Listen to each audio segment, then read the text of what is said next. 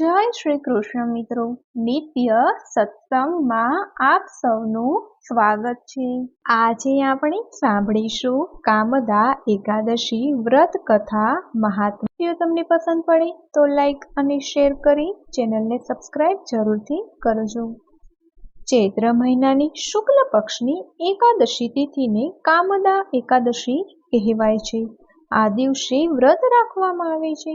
કામદા એકાદશીનું વ્રત રાખવાથી અને આ દિવસ ભગવાન વિષ્ણુની વિધિવત પૂજા કરવાથી ઘણો લાભ થાય છે। એવી માન્યતા છે કે કામદા એકાદશીને દિવસે વ્રત કરવાથી અને પૂજા કરવાથી બધી જ મનોકામનાઓ પૂર્ણ થાય છે। ઉપરાંત આ વ્રત કરવાથી મોક્ષ પણ મળે છે।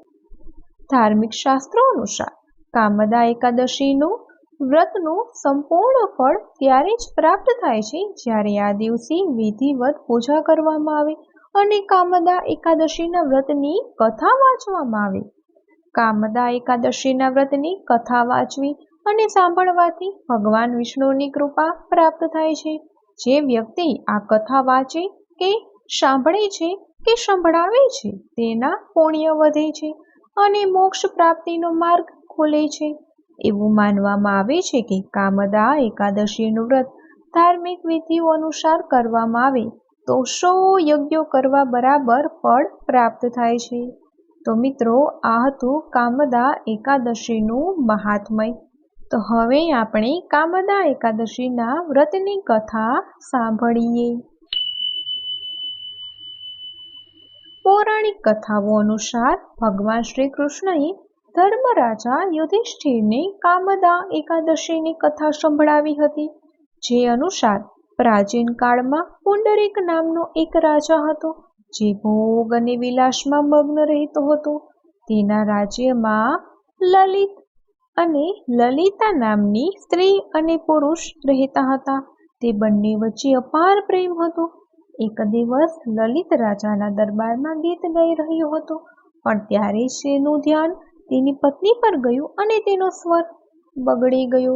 આ જોઈને રાજા પુંડરીક ક્રોધિત થઈ ગયા અને તેને લલિતને રાક્ષસ બનવાનો શ્રાપ આપી દીધો। શ્રાપના પ્રભાવથી લલિત માંસનું ભક્ષણ કરનાર રાક્ષસ બની ગયો। લલિતની પત્ની પોતાના પતિની આવી હાલત જોઈને ખૂબ જ દુઃખી થઈ ગઈ। તેણીએ તેના પતિને ઠીક કરવાના ઘણા પ્રયાસો કર્યા। ત્યારે કોઈએ તેને શૃંગી ઋષિ પાસે જવાનું કહ્યું। લલિતા વિંધ્યાચલ પર્વત પર સ્થિત શૃંગી ઋષિના આશ્રમમાં ગઈ અને તેને તેના પતિની આખી હાલત સંભળાવી। ઋષિએ લલિતાને મનોકામનાઓ પૂર્ણ કરનાર કામદા એકાદશીનું વ્રત રાખવા કહ્યું અને સાથે જ ઋષિએ એમ પણ કહ્યું કે જો તે કામદા એકાદશીનું વ્રત કરે છે તો તેના પુણ્યને કારણે તેનો પતિ લલિત ફરીથી માનવ યોનિમાં આવી જશે। ત્યારબાદ બંનેએ ચૈત્ર સુદ 11 આવતા ખૂબ જ ભાવથી એકાદશીનું વ્રત કર્યું અને તેનું તમામ પુણ્ય તેમણે ભગવાન વિષ્ણુના ચરણોમાં અર્પણ કર્યું। તેના પુણ્ય પ્રતાપે જ તે વખતે લલિતનું સ્વરૂપ પહેલા હતું તેના કરતાં પણ વધુ દિવ્ય થઈ ગયું।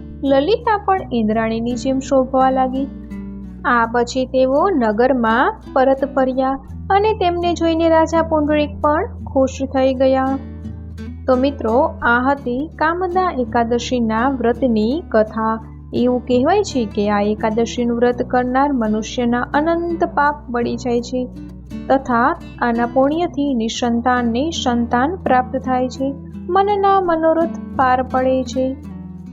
તો મિત્રો, જો આ માહિતી તમને પસંદ પડી હોય તો વિડીયોને લાઈક અને શેર કરી ચેનલને સબસ્ક્રાઇબ જરૂરથી કરજો। જય શ્રી કૃષ્ણ।